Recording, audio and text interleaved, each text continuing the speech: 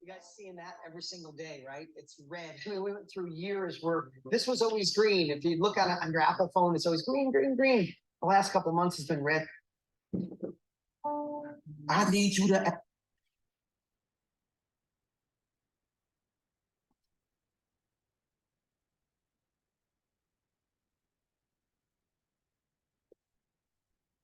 ask yourself a serious question. How bad do you want it?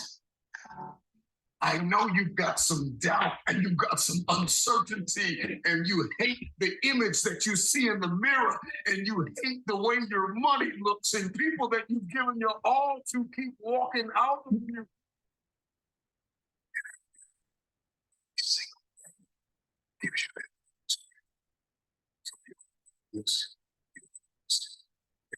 Planned today, start planning your day the night before. If you don't have a word to get a word to. If you have not identified the roadblocks, if you have not identified the kryptonite, if you have not identified what has hindered those progress, identify the spirit.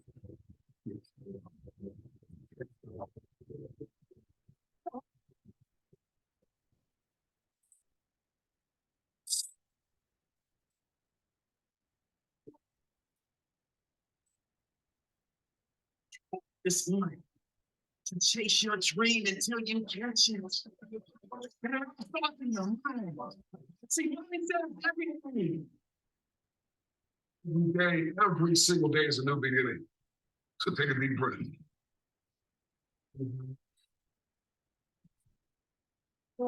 So you do.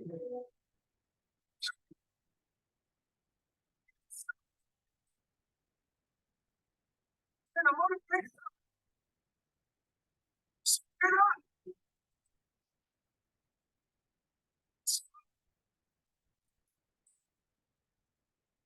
It's your work. It's not done yet. So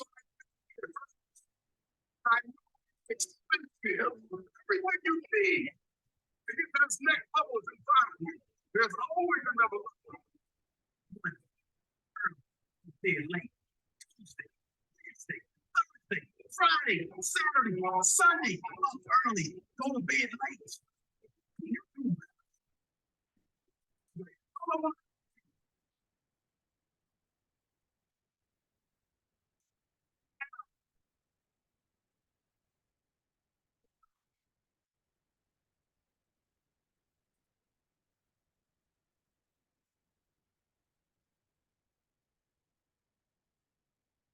I want to know what you're passionate about. See, the late great Nelson Mandela said, there is no passion to be found in settling for a life that is less than the one that you are capable of living. Get up. You got a day to conquer. Morning, everyone. How you guys feeling today? You're good, Louis. Morning.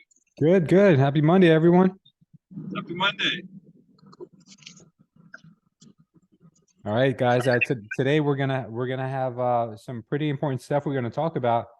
But like always, I want you guys to share any experiences you guys are going through, any wins, any losses, or anything that you may think is good to share with the crew. Or maybe if you guys need some advice and you guys just want to put it out there and see how we can collectively come up with some good opportunities or good I guess ideas for you to be able to overcome anything. Anyone got anything? Good morning. I have a question. Hey, Trina. Hello. I feel at this point in my career, I should be able to better handle this situation, but I'm at a complete loss. So I'm working with a buyer that's coming in from California because, as we all know, a lot of folks are leaving California right now. He's a cash buyer. He's selling his home in California. So anyway, I'm really struggling to manage his expectations. We've put in a couple offers with new construction. He's only interested in brand new construction homes that are pre-existing. However, he really wants these builders that we're working with to just throw in everything, all the extras. And I've explained, both of these deals that we've submitted offers on, I've gone back and forth. No, they're not going to give you a fence. No, they're not going to, include $10,000 worth of window coverings. So I'm just like, how can I get this guy to come down to earth and realize that the builders here, I don't know what he's used to there, but the builders here aren't going to just give several tens of thousands of dollars away of, upgrades and incentives. So I'm frustrated. I don't know how to better manage his expectations at this point. Yeah, absolutely. Good. Well, thank you for bringing that up. I'm sure you're not alone in meeting or setting expectations with sometimes with some finicky buyers. Does anyone have any advice they'd like to share with, or stories that they'd like to share with Trina that might help her out? I would like to ask a question. What's your price margin? He's What kind looking, of yeah, so yeah. he's at the 400 up to 450. But he's selling $1 million home, so that 450 home is like $1 million home to him. And what else does he plan to do in Oklahoma? You have to know what is his ultimate goal in staying there, being Yeah. that he's coming So from big ticket. Yeah, so he's retired. He's actually about my age. He's retired and he chose Oklahoma because he likes to gamble. He likes to play blackjack, and we've got a lot of casinos out here. So I think a part of his mentality is he wants to win. He's got that winner mentality. Like he likes to, for lack of a better term, roll the dice and see what he can get. And so he's pretty easygoing and laid back, except when it comes to the part of the negotiating. And then he just starts pulling things out of thin air to ask for that are like yesterday. He said, see if they will throw in and if they will go ahead and epoxy coat the garage floor. Like this has never came up, so I'm just at a loss on how to handle him without losing my mind. Is he looking to take some of that money and go back into real estate? Does he plan on owning any other properties? No, he wants this to be his one and only home. He wants to travel and, like I said, gamble. He doesn't have, well, actually he has one child that's fully grown, but he's a single guy. Yeah, so those are great questions. Okay. Sounds like he's a person that is in the area to know many other people. So instead of having in your mind that the builders around here aren't going to do anything, honestly, you don't know. And you got to remember that if you're taking the offer to a new construction site where it's like a subdivision, you're not speaking to the builder, you're speaking to the agent. Yeah. Get past the agent, find out what it is that you can do to this potential good client. Because if you reach out to the builder and you start making some headways with him, number one, you're working for your client, because that's what buyer's agents do. We work for the client. And so it takes a little extra work. And two, now you're seen by the builder as a good negotiator, and you know what you want and you know how to treat people. So get past the agent and the office and find out if the builder will do or not do that. Ask the agent to have a meeting. Let them know that you got a serious buyer and they like this particular subdivision and they want to be here. That's going to pull a lot of strings. Don't back down and say he's difficult. Yeah. No, those are good points. And he is very specific about one subdivision. Then get to the builder. Okay. Find a way to get to the builder. Good point. That's good stuff, Belinda. Thank you. Yeah. Anyone I'm else? done. Okay. Thank you for that. Appreciate you.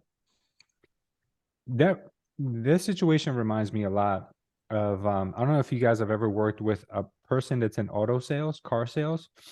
If you ever work with someone who's in the auto sales business, and please excuse me if you have a friend or if you used to work in the auto sales business, but they are very difficult to deal with as clients, especially as buyers, because they are so used to kind of like pulling the wool over people's eyes and trying to get the best of people. And there's like a lot of terms that they use when they really like nail somebody with like an overpriced car or an overpriced interest rate. And like, that's how they make their money. So they make their money by basically being predatory in a way. And maybe that's changed now over the years, but I remember when I would dread having to buy a new car or release another car, because it felt like you're going into battle with these people because you just never knew what was the truth.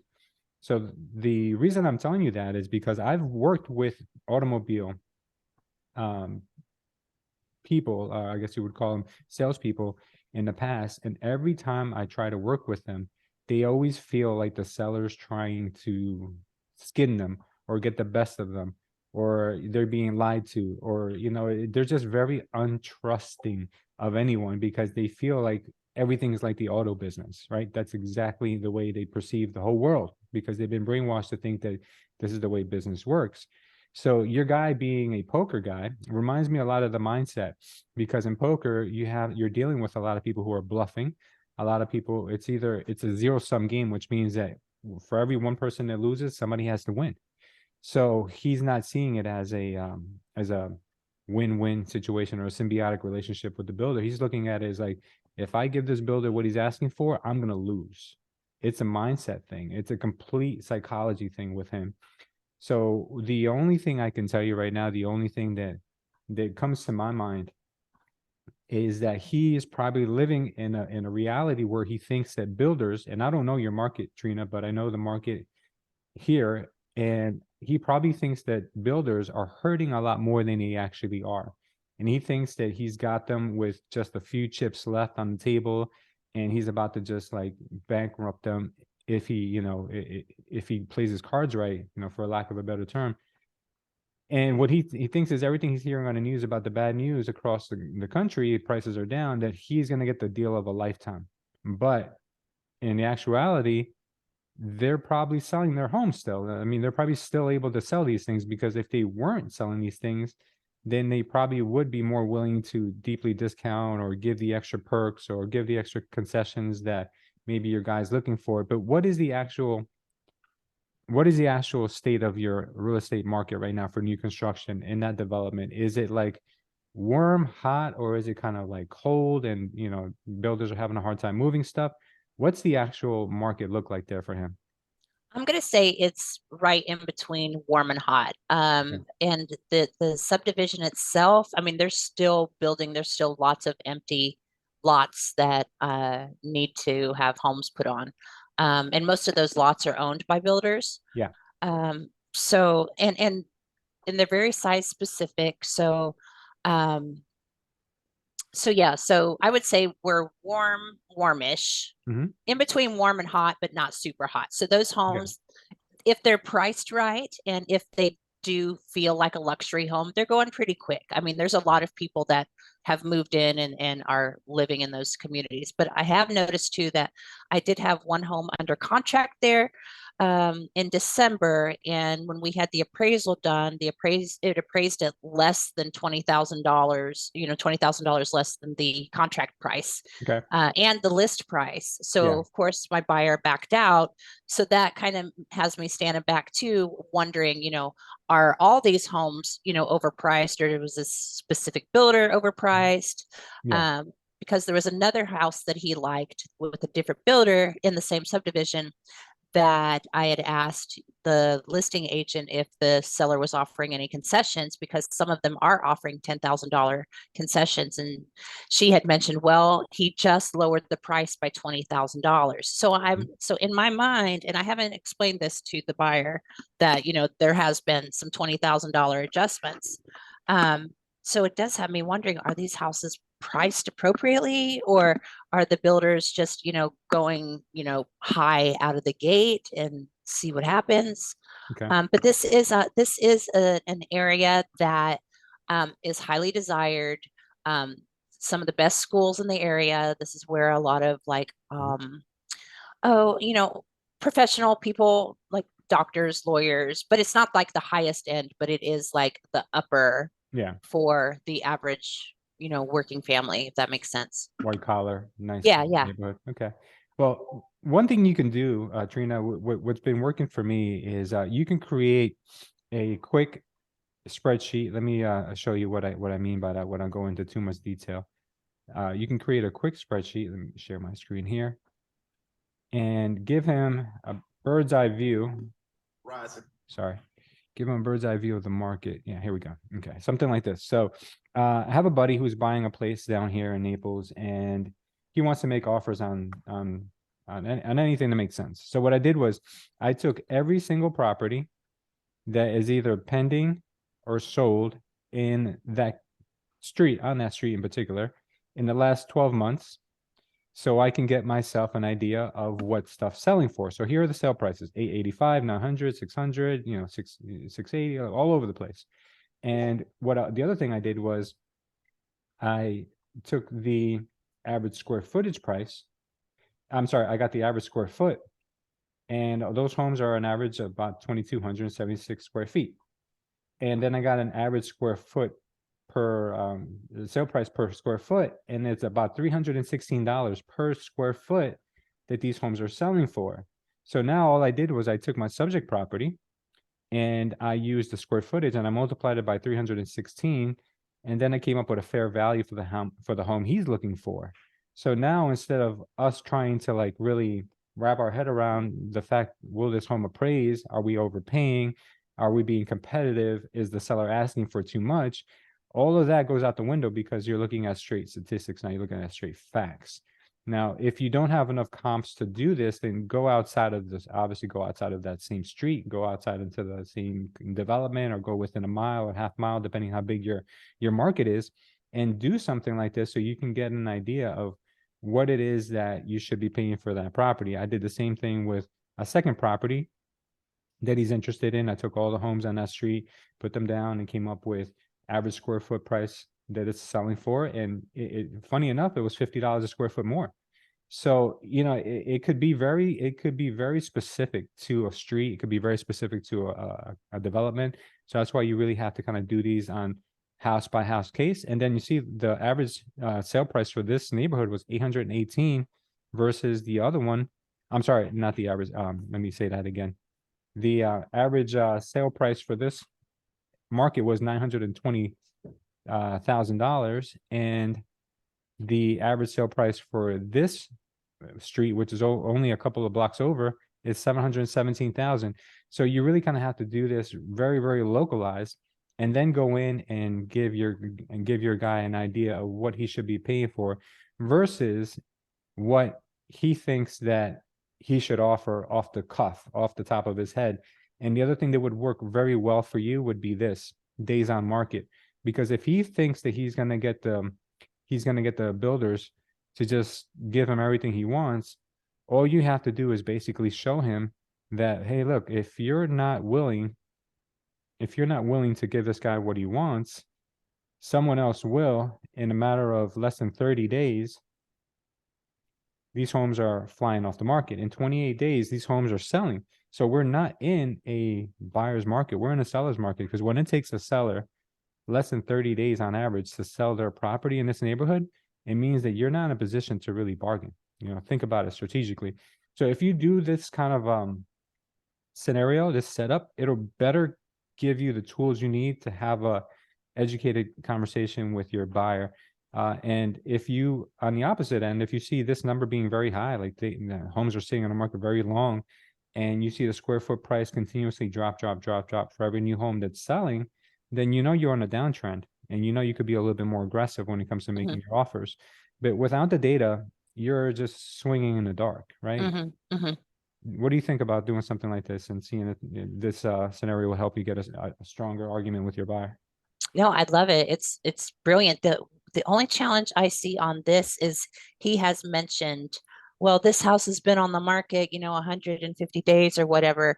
Yeah. And what we're seeing is the builders are putting them on the market. They're putting them in MLS as soon as they pour the foundation.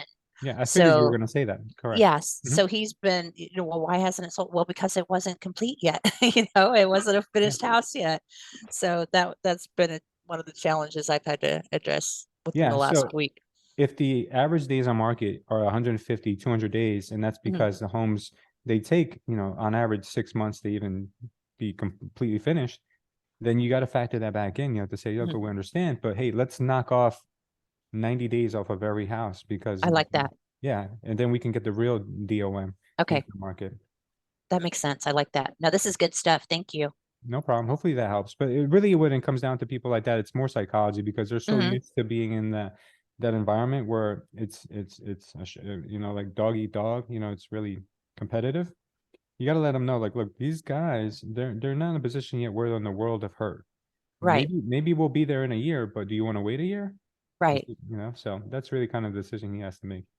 No, I appreciate that. That's good. Did you just automatically, were you able to just download that data from MLS in one chunk, or did you have to go through and put it all together at the same time?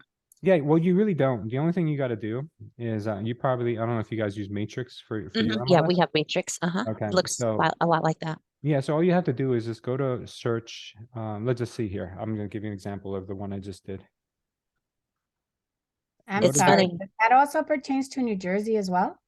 New Jersey has several different MLSs, but they're kind Okay. of all similar. So I just went to the search bar and I Okay. typed in the street name and I came up with all these homes that have recently sold. So all I do is I just check off the ones I want. Let's just say I want all of these. And you just go down here to the bottom where it says, let me move this. I'm sorry, guys. I'm trying to move my, okay. Go down here where it says to export and then single line export. And then once you do that, I'm not sure if you're going to be able to see it. Let me share my entire screen.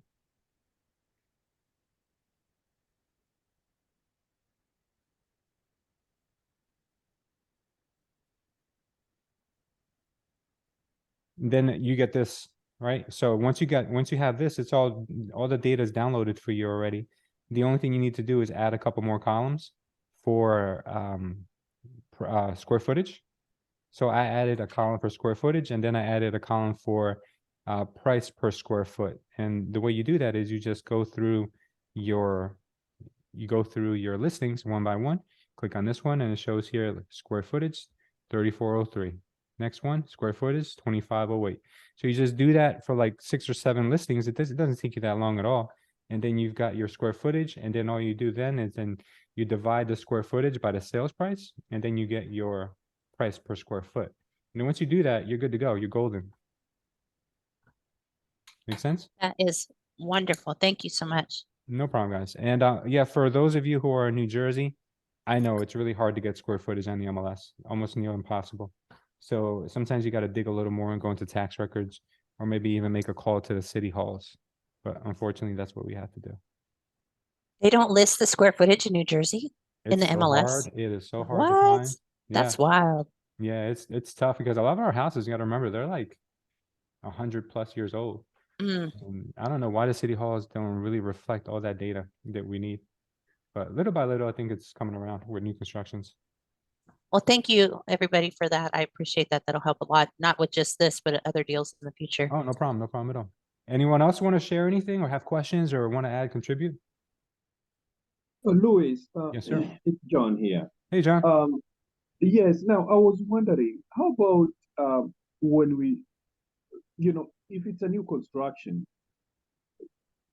there's also cosmetics that really builders don't, they have to pick and choose what, they have to negotiate and agree with the Yeah. customer if they're going to pay extra Yeah.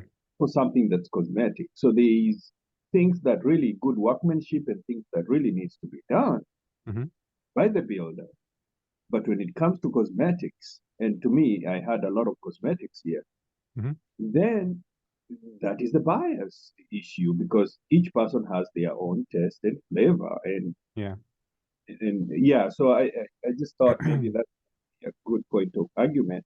Yeah, you're 100% right. Because of what John is referring to is the fact that builders, the way they make their money is with upgrades. So if you use a builder's grade backsplash in your kitchen, it might be included in the price. But if you want a high-end backsplash, it may cost you an additional $1,500, $2,000. And the bad part about that is that your home is not going to praise for any more because you have an upgraded backsplash. All right, so that's the conundrum that people face, and that's where I think Trina's having an issue, is where the guy wants all of these extra upgrades from the builder or extra, incentives, but he's not willing to pay for them. And usually this is the way the builders make their money, and this is where there's kind of like a friction back and forth. So what I would say is that when you're working with someone that's looking into new construction, is make sure they're very aware of that, because if the home under appraises, they're going to be on a hook for their upgrades, and they could be walking into being underwater from day one, and that's never a good feeling. That's a slippery slope. Is that what you're referring to, John? Yes, that's what I'm referring to, because you really, I mean, first the builder has to find out exactly what kind of cosmetics are we talking about and how much will that cost. So yeah, you're right, Louis. I think it just increases the cost of the house, as opposed to the buyer really doing the cosmetic work himself the way he wants it. Yeah, but that's all. Yeah, no, definitely. I would definitely agree. And I would even say to Trina, like, oh, see if the guy can just buy the land and build the house the way he wants. But like you were saying, he's only looking for turnkey, pre-existing new construction. So yeah, that's tough. Yeah. Anyone else? Louis, Yeah. I have a Hey, Sarah. question. Hey, how are you? What's going on? Nothing much. I never understood how the square footage price changes, even if you're in the same neighborhood. How it changes? Yeah, because I like when you were showing us the square footage on the same street, some of them were like 247, some were like 314. Like Yeah. how do we calculate that? Like How's that? why? Yeah. Okay. Let me revert back to that real quick and I'll show you.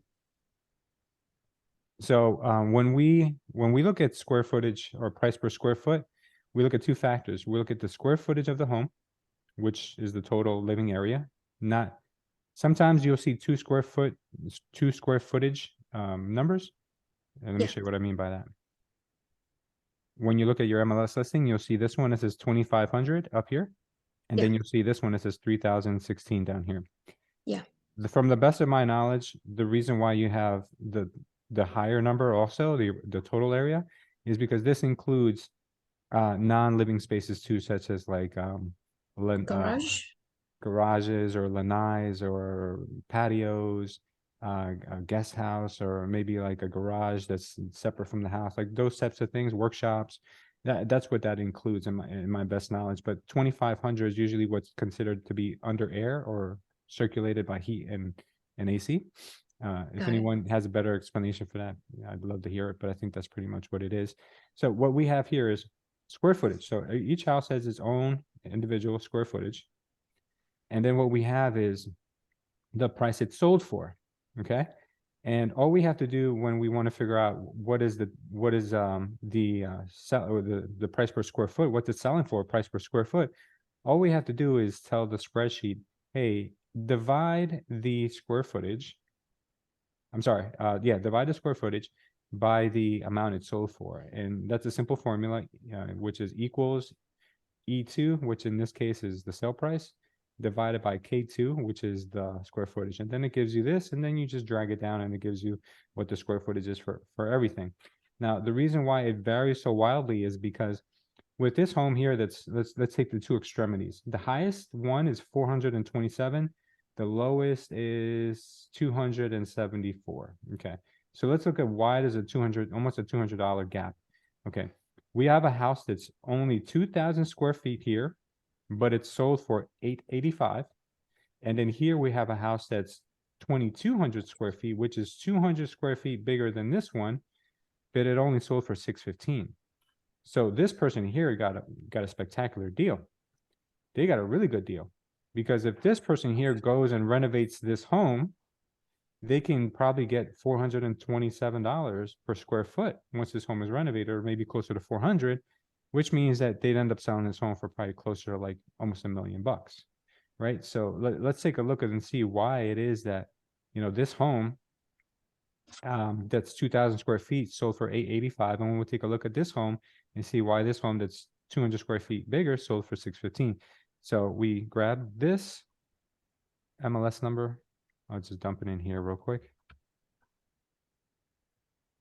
And And we can see, okay, so this home, really nice curb appeal.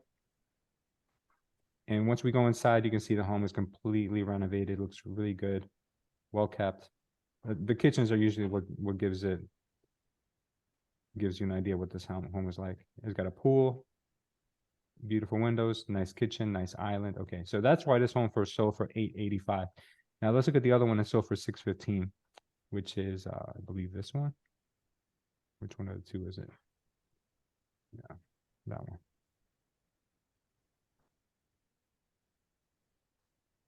This one sold for $615, and let's see why. Okay, this one sold for $615.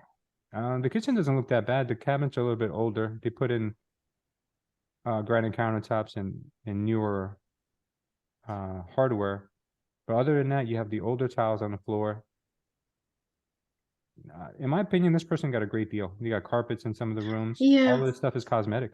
So, you know, The these house are is still pretty, yeah. still pretty, but I mean, they got a sick deal. Whoever bought this house for $615 got a really good deal, because they probably spent less than maybe 50K, 75K upgrading this thing.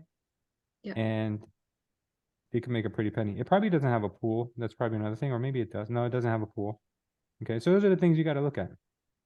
So that's why you get homes that can be in the same neighborhood but sell for a wide margin of almost $200. And that's why you don't take just 2 homes and come with a conclusion. You take a lot of homes and you come up with an average square foot price. It would be unfair to take 2 homes and say, okay, this is the average square foot price in your neighborhood.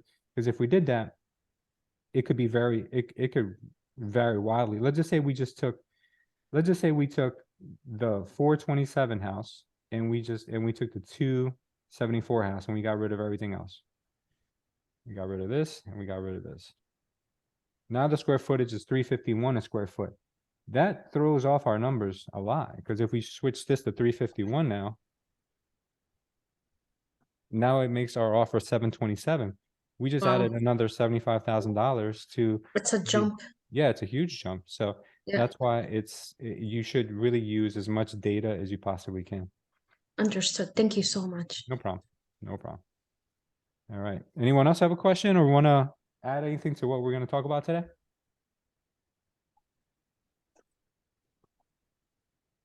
Nope. Can you share that spreadsheet? Oh, sure, guys. It's pretty simple. Let me share that with you. And another thing, there was an SDE next to, I guess, sold on the status. What did Yeah. that mean? I think I missed that part. Oh, this part, you know, your guess is as good as mine. All I know is this thing sold. Oh, okay. It's sold. Let me see this one. Because this is like a local MLS thing here. I don't know what it stands for. If somebody knows, please, I'd love to know. I can't even click on it to see what it is.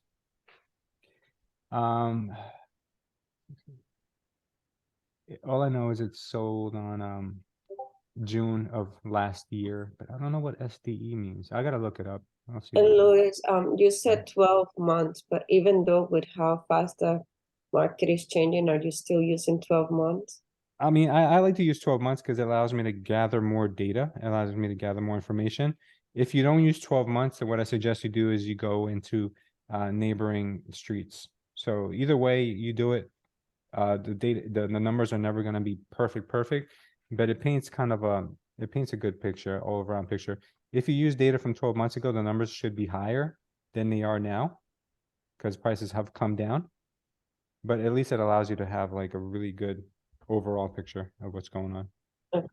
You And don't have to another use thing, 12. I think it was Sarah that mentioned it. She was talking about the price per square footage, but I know in my town, just because you're in a certain area of town, the houses are way more expensive, even though they're smaller. So is there a way, I guess that's when it comes to being a local expert, right? But if you don't even know about the town that you're putting an offer on, is there any other way that you can take that into consideration? Repeat your question one more time. I was just trying to put that data in here for you guys. In my town, Yeah. in some areas, the houses are smaller, but because yeah. they're in a certain area, they're higher price. So I don't know if at that point the square footage even counts, or is there a way, let's say if I'm putting an offer in an area that I have never been to, how do I determine that because, you know, I know in this town because I live here, but Yeah. what about other towns? Yeah, that's a great point that you have. When it comes to pricing homes against other homes, it's a lot easier to do it when you're in a development. All the homes are built kind of the same and around the same time and from the same builder.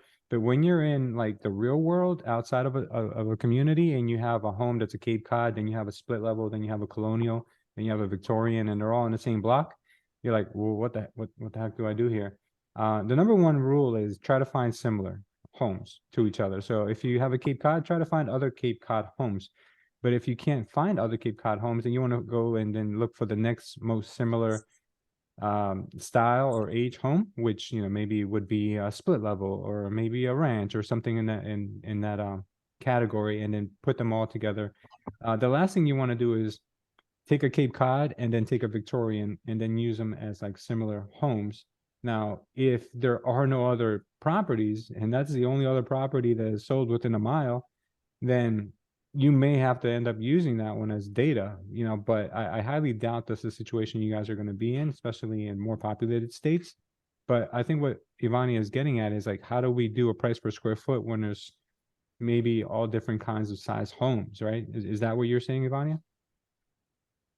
Yes and no. It's more of like an area in the town. So I guess that's where it goes by the streets that you were doing, because Nutley changes a lot. There's this area in the middle of town that is like super expensive. Not even the middle of town, it's like a hidden part of town that is super expensive.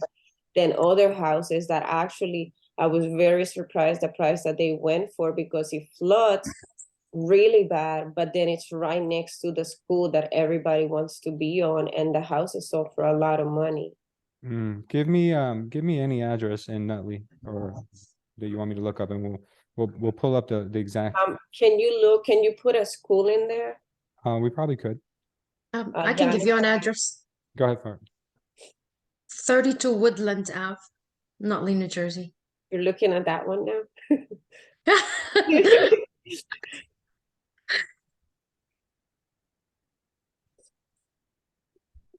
Is this the one? Yeah. Okay. I used to rent that one. Oh, did you? That's funny. Yeah.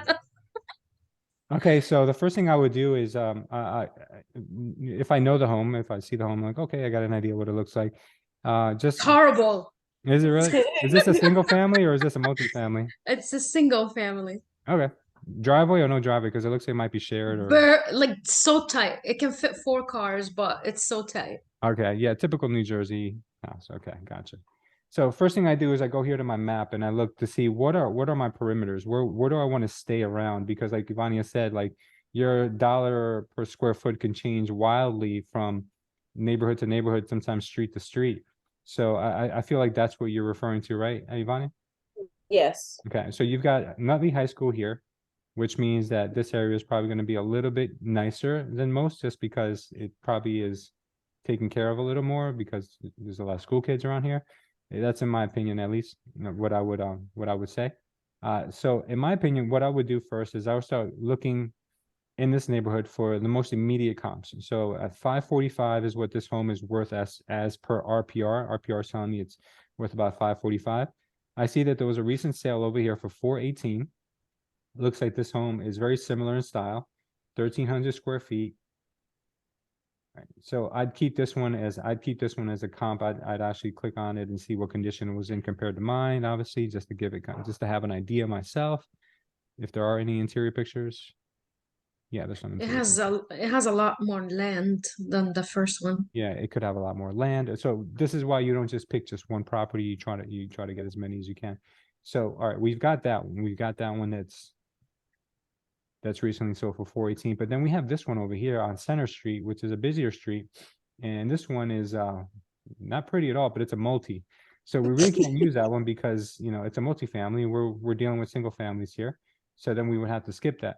But now if I'm looking on a bigger radius, where do I want to stay, right? First thing, the first rule of looking at real estate prices is you want to stay within major arteries. So my major arteries right now are the Garden State Parkway, Route 3, and Route 21. Okay, now on the south, I would probably want to stay north of either Geralman, which is another major road, or Belleville Avenue. Would you say that's a fair analysis, Ivania, or is there something here within here that you would say, no, we can't use this? No, yeah, that's right. Okay, so that's kind of what I would do, is just find a pocket and stay within that pocket. Like here we have this crazy looking square, you know, that's all warped out, but this is what I would use. And I would try to gather as much data from these neighborhoods and try to obviously keep them similar in style at first. And if you can't, like for instance, let me give you guys an example. I own a 3-family house in Westfield, New Jersey. There aren't many 3 families in Westfield, New Jersey. So whenever I've had to finance this home, either when I bought it or when I refinanced it, they had to go into different cities to find comps for this property. The appraisers usually, they would use comps in Summit, New Providence. They would use comps in different cities. And like, I'm like, whoa, like that's an extremity. Same thing with a 3-family in Woodbridge. They had to go into different cities to get comps for those. So in the event that you run into something like that, there is nothing wrong with going into neighboring cities, as long as those cities are similar in demographics, similar in desirability. Like if you have a 3-family in Elizabeth, you're not going to go to Cranford and pull a comp from Cranford. Or if you have one in Cranford, you're not going to go to Elizabeth. Like I'm just giving you guys New Jersey references, but you don't go to like Beverly Hills and then pull comps from Compton. You know, it's kind of like, if you guys follow what I'm saying here, you got to keep them like for like, even if it's outside of the area. If you have to go into a different town, you got to be very similar. Now, I'm sure there's a lot of people here who have come across cases like that, right? Where maybe an appraiser had to use a comp from a different neighborhood, right, to make the deal work. You guys ever have that happen to you? Yes. Alejandro, But no more than 8 miles. I think the 8 miles is the max they can go. I believe. Is that true or not? 8 miles? I don't know. That's a good question. Maybe we should ask an appraiser one day. 8 miles. I know that depending on what kind of setting you're in, if you're in an urban setting, it's probably within half a mile. If it's, you know, rural setting, I'm sure you can go out a couple miles, but I've never heard there be a limit. So 8 miles is probably right where mine was, I would say, more or less. Like Ivania, would you take a comp from Nutley in this area right here and jump over the Upper Montclair or Verona and comp it? You probably wouldn't do that because there's probably plenty of single family homes that have sold in this area, correct? Yeah, I mean, it will be ideal, I would say, Montclair instead of Belleville, Bloomfield, because Yeah. the towns are so different. Yeah. But I have never had that situation. I think you and I run comps for a house in North Heldon one time, and then we did get out of a little bit of the zone. But as far as it happening in you know, with an appraiser, I haven't had that. But I know that I wouldn't comp Nutley houses with Belleville houses. Yeah. You would go to the what's more similar, and that's what you would use. Yeah. Okay, good. So do you guys understand? You guys follow the logic in that? Yes. Okay, good. So you used to live here, Sarah? Yeah. This is your old stomping ground? Did you know that, Ivania? No, I didn't know that. Yeah, I lived there in 2011 and 2012. Wait, and 2013. 3 years.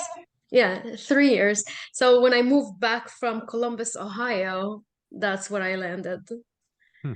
It had a finished attic, like a really nice finished attic. Yeah. Well, that's good. I mean, we all have you know, we all have to start with something. I remember when I used to live in Elizabeth as a young kid, you know, we come from very humble beginnings, very meager accommodations as well. Looking back now, you're like, oh my God, I can't believe, you know, I'm so far. Yeah. Yeah. Good for you. Good for you. Thank Anyone you. else wanna add to this? Okay. All right. One thing I want to share with you guys, and I want you guys to be very prepared for this, because I hate for any of you to get caught off guard. Let me just stop sharing for a second. Okay, so I want you guys to be prepared for this. We are not out of the woods just yet. Just because home prices have kind of stabilized, demand is still rather healthy. Stock market's doing better. A lot of things are looking pretty good. We're not completely out of the woods just yet. There are a lot of things that we still need to get past. One of those is actually coming up tomorrow, which is the inflation read. Tomorrow, we are expecting, let me see if I can pull up something to show you guys what I mean. Forex factory. I'll share my screen real quick to show you guys what I mean.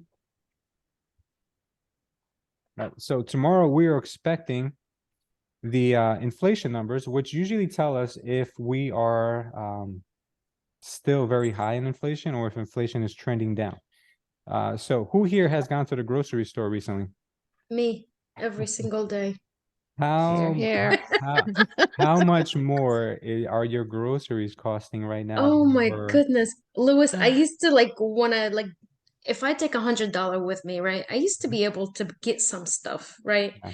Now I can barely pick up like cereal, milk, eggs, few snacks for the kids, and I'm like, wow, it's gone. We'll lose some weight. I'm Yeah, it's telling not you. working. I still buy the groceries. We need it, you know? Yeah. But People, it's a lot more. yeah, people will stop People will paying. eventually start growing their own food Yeah, too. I'm telling you. Well, the thing is that people will stop paying their mortgage and their rent before they stop buying food for their family. That's just the truth. 100%. But 100%. it Yeah. all goes into the same basket, you know. So if things get more expensive on one end, something's got to give. You know, people that are working 9 to 5, and this is very sad, but it's true. People that work 9 to 5, they can't just decide today to make more money. You know, they're either going to be working their 40 hours, or if they're lucky, maybe they'll get a couple hours overtime. Maybe they get a side hustle, you know, but like there's only like so much that they can do. So Sure. for the majority of the public, it's getting very hard. I mean, the price of eggs is skyrocketed. It's the price of fresh Milk. produce is expensive. Yeah. Yeah, milk, all The these milk, the things. organic milk is almost $10. That's crazy. That's Yeah. just, And when you have 3 kids, you Mhm. know, yeah. People need I to could only start using imagine. their backyards and start growing their own Mhm. food too, vegetables. New Jersey weather does not help for you to grow anything. It's too Girl, cold. I got lemons in my basement. Wow. I'm growing lemons. I have guava trees, plantains. Oh, Yeah, I I'm growing will come over. for sure. Yeah, it Oh, I'll really thank show does. you. It makes you consider getting a cow or a couple of chickens. It really does. I mean, the way things are going. My cousin started with 3 chickens. Now she has like 50 and she has eggs every day. That's so The best, cool. She the best wakes kind up of in the eggs. morning, picks them up. She gets about 10, 20 of them, Mhm. and she's good. Yeah, that's awesome. Yvette, actually, I just found out that Milltown allows you to have up to 10 chickens in your Go backyard. for it. Get a chicken coop and go Mhm. for it. I'm scared though. I'm scared As of for They're me, so I chickens. easy love to take animals. care I of, love though. farms, so I Mhm. like farming. So Oh wow, good for you. I'm scared of chickens. And they're easy to take care of. Yeah. I to me it I happened have a the pet. other way. I have 4, now I have 1. But they're like little dogs. They like being pet and they like when you're there with them and stuff. And the Mhm. eggs taste so good. They are. Did They're you eat different. the other chickens? What happened? Did you eat the other 3? I wish. No, the hawk got to them. Chicken This one's coop. a survivor. Mhm. It needs a blue medal.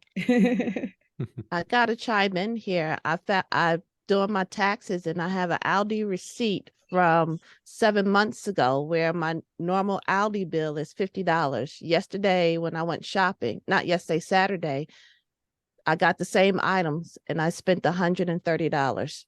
Yes. Mhm. Yeah. So Yeah. that's a big eye opener for me. That's And insane. everybody knows my husband's a trucker. Mhm. His work has slowed down dramatically, almost like the pandemic has set back in. Yeah. He My- gets His one husband run a works day, too. Yeah. one run a day. Yeah. I'm Nothing's paying coming in double. or out of the port. Yeah, I'm paying double for my meat and chicken now because we don't buy meat from the supermarket. We have to go to a butcher Mhm. to get the halal, Mhm. and it's doubling. It's Yeah. crazy. Yeah. It's It's true. crazy. It's always been more money to get the halal, but now it's double. Well, that's exactly what I wanted to hear from you guys. I wanted you guys to kind of chime in and give me your stories because tomorrow is not here yet, but tomorrow we're going to get the inflation numbers, which means how much have goods gone up in cost over the last month. and from this point on from last year. So we get those two numbers tomorrow, and I want to show you guys here on my screen. Tomorrow at 8:30 a.m. we're going to get that information. And why is that information important to you? Obviously, you guys know everything's costing more because you guys are experiencing it. The reason why we need to know that is because depending on what numbers we get tomorrow, that signals the Federal Reserve on what they need to do next. All right. So we all know that the Federal Reserve has been raising rates 7 times within the last year. And they have been signaling that they're slowing down the increase of the rates. That's why the market's been improving. But if we get a really hot reading tomorrow, which means that inflation, instead of trending down, it's trending back up, well, they're going to get a lot more aggressive also with raising interest rates as well, which will cause the market to continue to come back down, and then interest rates on mortgages to continue to go back up. And that could really hurt us because right now, as most people have been chiming in and stating that 2023 has started off pretty good. You know, there's been people who have been coming back into the market. Interest rates have come down a little bit. Supply is still limited, and demand is pretty high. But tomorrow, what we're expecting is, let me show you here what this is. Yeah, the forecast. So the forecast is that month over month, that are, see where you guys see where it says here CPI M/M.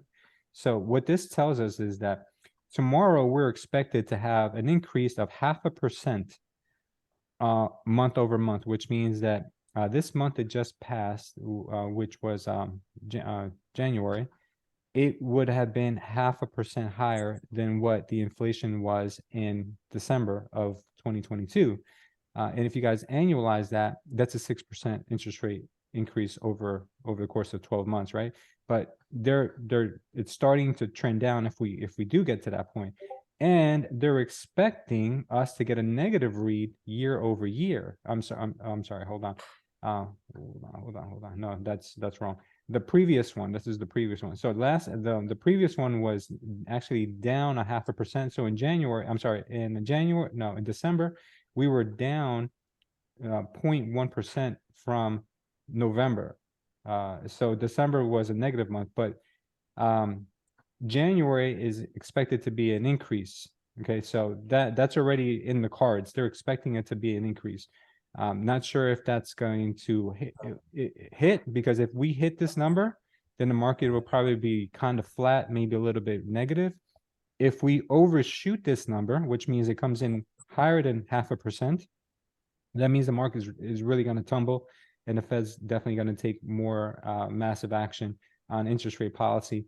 If this number comes in much lower than 0.5%, then the markets will probably do really well, and the Fed will be a little bit easier on our monetary policy, not increasing rates as much, and we'll probably start seeing, better news out there. Okay, so these are the two numbers you need to look at tomorrow when this news comes out.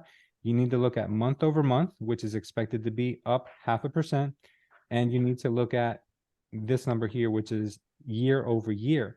So January of 2023 versus January of 2022, they're expecting the number to come in at 6.2%. Okay, last year it came in at 6.5%. They're expecting to come in at 6.2. Any reading higher than this, again, same thing. It will hurt us. Any number lower than this, it'll be good for us. If we hit right on the mark, then it'll probably be a pretty flat market, maybe a little bit to the downside, but overall flat, I think. And now this third number here, which is core CPI excludes the most important things that we utilize. So for instance, let me show you guys here with this. Hold on. Would you kindly later on share that well, I got the link. The website? Forex? Yeah, forexfactory.com. I see it. All right, Yeah. thanks. No problem. So core CPI or core inflation, this number actually excludes the most important things like food, energy. Like those are the things we can't live without, right? We can't live without food or gas in our tank and those types of things. But it does keep in real estate. It does keep in shelter. So shelter has been one of those numbers that has really been rocking our inflation numbers, because you know how much more expensive it is to rent a home or to own a home this year than it was last year or the year before that. So all of these things getting kind of, out of control are all going to affect these numbers here that we see tomorrow. So keeping an eye on what we just spoke about tomorrow can really dictate or kind of pave the way for the rest of the year, right? So if we get a high read, then that means that the inflation is going up a lot higher than what it should be, and we're probably going to feel the pain. And that's what the Federal Reserve actually is looking for. The Federal Reserve is in charge of making sure that we don't just like inflate ourselves out of control. Why does inflation occur? Inflation occurs. Think about your household, right? Think about your household. Let me give you guys a really easy way to see this. Imagine if you, your husband, and your kids, everybody is gainfully employed, and you guys are all having record years. You guys are all making a lot of money. You guys are going to be a lot looser with your spending. You're probably going to eat out more. You're probably going to get a lot more Amazon packages. You're probably going to be ordering food in a lot, right? You guys are going to be spending a lot more.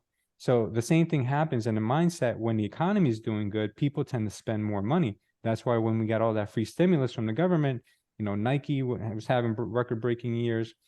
People were spending money like it was going out of style. And the Federal Reserve wants to see the opposite. The Federal Reserve wants to see us not spending so much money. So if you were the head of the household and your husband's hours got cut at work, your hours got cut at work, your kids got laid off, what you're going to want to do, if that's the case, is you're going to want to curtail spending, and you're going to want to slow it down, because if you slow down spending, what you're going to do then is that you're not going to be stimulating the economy as much. Therefore, when there's less money chasing the same goods, inflation comes down. So when people aren't buying the Nikes, people aren't buying, Chipotle every day or whatever it is, takeout food, whatever you pronounce it, prices come down. But if everyone's chasing the same eggs and milk and all these other things, then you start to see that, things are going to be costing more money. So when the Federal Reserve starts seeing that inflation is coming down, and they start seeing the unemployment rates going up, believe it or not, they want to see unemployment go up, because as unemployment goes up, they know that people will spend less, which means that inflation will finally get under control. They're aiming for a 2% inflation rate, which is, we're roughly about 3 times as high as that right now, according to their numbers. So they have a lot of work to do. So this 2023 is getting started pretty hot. Like, there's been nothing but good economic news since 2023 started, but that could all change tomorrow, and that could kind of like set the tone for the rest of the year. Are you guys following with what I'm getting at here, and how this is going to affect the real estate market? Yes. I'm sorry. You want to go ahead? Go ahead. Okay. So how is all these numbers will give us more home inventories? Okay. So let me explain that. So if we get a high reading, if inflation comes in high, that means that the Federal Reserve is going to have to raise interest rates. By raising interest rates, what happens is that the 10-year Treasury bond, I've spoken about this before, right? The 10-year Treasury bond is directly tied to what goes on with the Federal Reserve and their interest rate policy. If the bond rates go up, so do mortgage rates go up. And if mortgage rates go up, less people are going to be able to qualify to buy homes, which means that less buyers in the market means that less sellers will be able to sell their home for. And if there's more sellers than buyers, then that means home prices have to come down and more foreclosures are into the market. Now, if the opposite happens and bond rates start coming down, then that means that interest rates will also come down, which means more buyers in the buyer pool, more sellers getting what they want for their home, and more of a, repeat of what we've been seeing the last couple of years. Does that kind of answer your question? Yeah, and hope not. Yeah. So I have a question. Yeah. It might sound silly. Did you guys remember what happened with the toilet paper issue back in the pandemic? Yeah. So, like with the eggs, is the same thing happened with toilet paper? My husband does the shopping here, and it was crazy finding toilet paper. So I'm pretty sure the demand was so high that they spiked up the prices on that. Yeah. So is there like it's like everything that goes high is becoming like a trend. Everything started as a joke with the toilet paper on pandemic, and then it was just an argument about toilet paper, and then everybody started buying toilet paper. Can I answer real quick about the eggs? Go for it. The eggs happened because there was a bird flu. Yeah, there was. I was going to say that. Yeah, and so it has nothing to do with the situation right now. I mean, they just had to mass kill a lot of birds. Yeah. That's crazy. Yeah. It's more to do with that. And for the toilet paper, what I've heard was that the shipment where the toilet paper comes from was stuck. They wouldn't want to bring it to land. Yeah. And it was a whole mess. It was silly, but just wanted to put it out there. No, but it's a realistic thing. But what I will tell you is that one beautiful thing about our economic system is that we have what's called, for the most part, a free market. A free market basically dictates the price of anything. So for instance, if you're a business person and you saw that the cost of lumber is super, super, super high, and people are getting rich by selling lumber, you might consider getting into the lumber business. Or if you already have a lumber mill and lumber prices are crazy high, you're like, I'm going to go out and get some more acreage and cut down some more trees because I can make a lot of money with lumber right now. So by doing that, what you're doing is you're bringing in more supply to the market, therefore prices come down. So whenever you see a spike in prices of anything, it usually follows with a crash in those prices. So don't get too concerned about, temporary high prices on anything, because the free market usually evens those things out. We've seen it time and time and time again over with gas and diamonds and commodities in general, where things go up crazy and then they come down because people jump in the market and they produce what's needed, and then they bring the prices back down to where it doesn't make money anymore, so people get out, and then the prices stabilize. So it always happens. The supply and demand is so crazy in Florida, Louis. If you could just speak, maybe we should take it offline because most of the people are not from Florida. I'm sure they're interested. The supply and demand here is so crazy. I think 23% of the Florida homes that are being purchased in the last year are sitting empty because they're being bought by people, iBuyers. So it's the Floridians that are working on a lower salary rate, but outside industry are buying the property. So the demand is very high. The demand is high and the inventory is going crazy, but it's not a true national average, I guess is what I'm saying. Yeah. So Florida is so unique. So I don't know what to. So you're saying that bigger institutions, publicly traded companies, maybe REITs, and they're buying up single family homes just to leave them empty and just keep their money parked? They're not leaving them. The rental market is so crazy high as well. Okay. So when a buyer is competing with a $10 million, $20 million, I get emails every day. And hey, do you have any properties coming up? I have $3 million. Want to buy any inventory that you have? That was Alejandro who sent you that email. What's that? That was Alejandro who sent you that email. No, I'm just joking. Yeah. He's very active. So it's the middle class that's getting pinched really badly in Florida. I guess I'll just leave it at that. Hard to find something for the guy that's one-on-one trying to get started in a home, buying their first home. Very, very hard.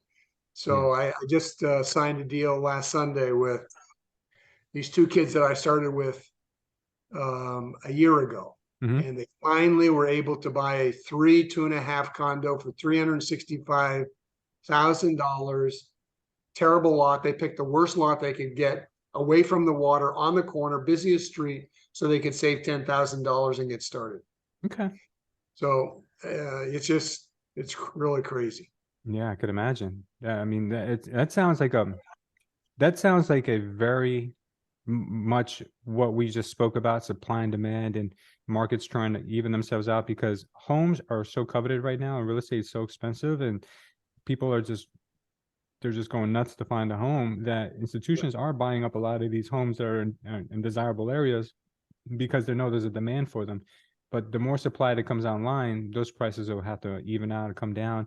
If you guys have noticed, a lot of home builders, their stock is at record levels, because even though the market is in general has come down a lot, people know there's still a huge demand for housing, which is insane. I thought it'd be the opposite, right? With the economy, you could never predict what's going to happen. I learned that a long time ago, but it seems like the demand for homes is still very, very strong.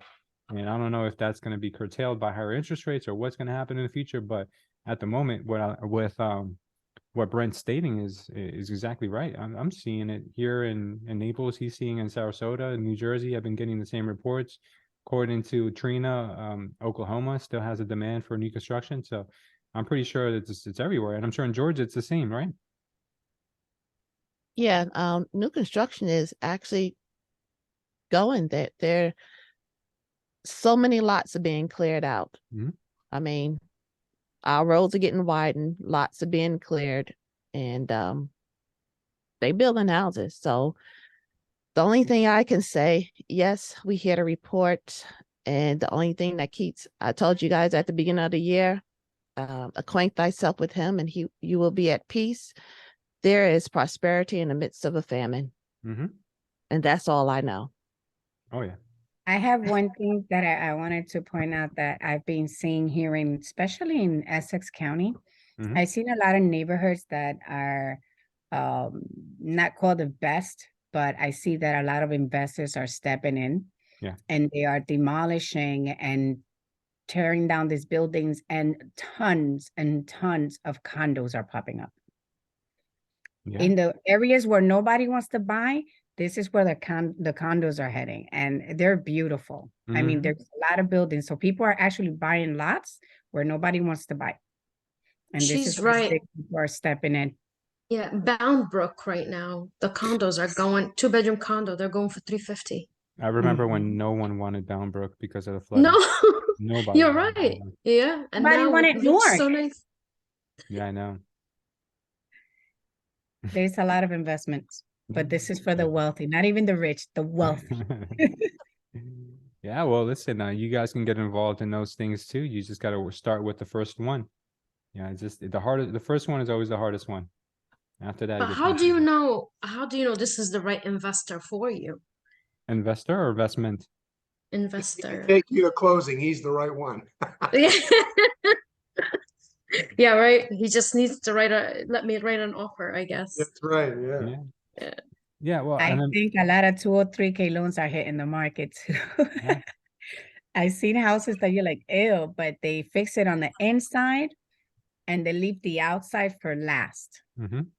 Because you have people going in there, stealing the copper pipes and stuff. Oh no, Oh, it's yeah. crazy. That's a real thing. For sure. Good. Well, listen, guys, those are the things that I want you guys to be aware of. I want you guys to be conscious of that, be educated about the market and what's going to happen. Does anyone want to add anything before we go today? Does anybody want to just leave us with anything? Just on the heels of what that girl just said, Mhm. I built 2 homes last year in Ocala, sold them, and sure enough, the sign is out on the front lawn, and the realtor comes in and says the AC's not working. I said, that's crazy. It was. Well, I was just up there. Mhm. Sure enough, they came in the night. They stole my air conditioning unit right off the pad, clipped the wires, and gone. So boom, yeah. Yeah, that's Yeah. such a Newark thing too. I mean, people put cages around our compressors for them not to be stolen. That's another thing with the plumbing. My husband is a plumber, and he had an issue in Isabella Avenue in Newark. No, it's not Newark. I think it's That's towards East Newark. Newark or something. Yeah, That's yeah, Newark. That's the like in hood. borderline, right? That's the hood. So very hood, hood AF, right? Mhm. So he worked so hard doing the plumbing for this 3-family, and then holidays kicked in. We went away. All the copper pipes were stolen. Oh, All of it. I don't know how they come in. They just take everything. Hmm. And it's like lost money right there. But now there is the hoses, the blue hose and the red hose. The You pecs. see them? Yeah. Those are the best. Yeah, that is the Now, best. who's gonna take that? Yeah, you know what's funny is that these people who break into homes, I've seen. I mean, I know that Chris and Alejandro, they've been in investor space for a long time. They can vouch for this. In some cities, Newark included, I wouldn't want to exclude Newark from this story. They will literally have power tools, right? And they will cut a hole through your wall, on the exterior wall. Even if you've got boarded up windows with metal on the doors and the windows, they will cut a hole through your wall, come inside, and if you've got PEX piping, that's okay. They'll steal your copper wiring for your electrical, and they'll rip every single wire out of your house, and they'll come out with maybe $50 worth of copper or $100 worth of copper. It's Yeah, they just, could pull out the electrical. Just pull it. they'll take everything from the house. I mean, it's almost, and the people I've dealt with who have had these homes broken into like that, they say a lot of times, I wish I could just leave my business card and have them just call me so I can give them $100 to not break into my house. Like, it's just that ridiculous. You know, it's sick because they make so much what do you damage. do with it? Just sell it? Oh, they go to a scrapyard and they sell it. You know what? The scrapyards are the ones that are the blame in the situation, because when people come in scrapping copper, and they know these people have that look on their face like they're up to no good. I mean, they're paying the money for this stuff. So I mean, they have a market for it, which is the sad part. You know, they'll keep doing it as long as there's a market for it. Yeah. My son actually made some money. We had a contract in Panama City, Florida, and they had to renovate the whole condominium, and they just took out all the wiring, and they made side money with that. All the old wires, when they cleaned up the properties before total mess went up, you can make money with that. So it's a side hustle. Yeah, for sure. Okay. Cool. Thank you, everyone. I appreciate everyone being here today. I always get a lot out of these meetings. Hopefully you guys do as well. Brent, I would like to ask if you are there. Brent, oh, I'm sorry. He walked away from it. He's on the call. Well, you know what? It's okay. I'm going Guys, smile.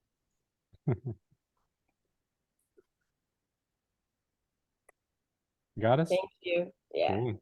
All right. No worries, guys. All right. I'm going to take us out with a prayer, guys. Thank you so much for being here again, guys. It really means a lot.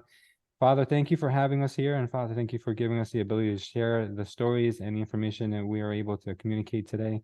Father, we ask you to please forgive us for all the things that we've done throughout this week, Father, that have not been within your ways. We ask you, Father, to continue blessing us and teaching us how to be better people, be better role models and examples for those around us. And Father, we ask you to bless us financially in order to be able to provide for our loved ones. Father, next week when we meet again on Monday, just bring us back here, Father, in good health and good spirits. In Jesus' name we pray. Amen. Thank you, everyone. Have a great day. Thank you, Take Louis. care. Have a great week, guys. Thank you. Have a great Bye. week, guys. Thank you, everyone. Bye. Bye-bye.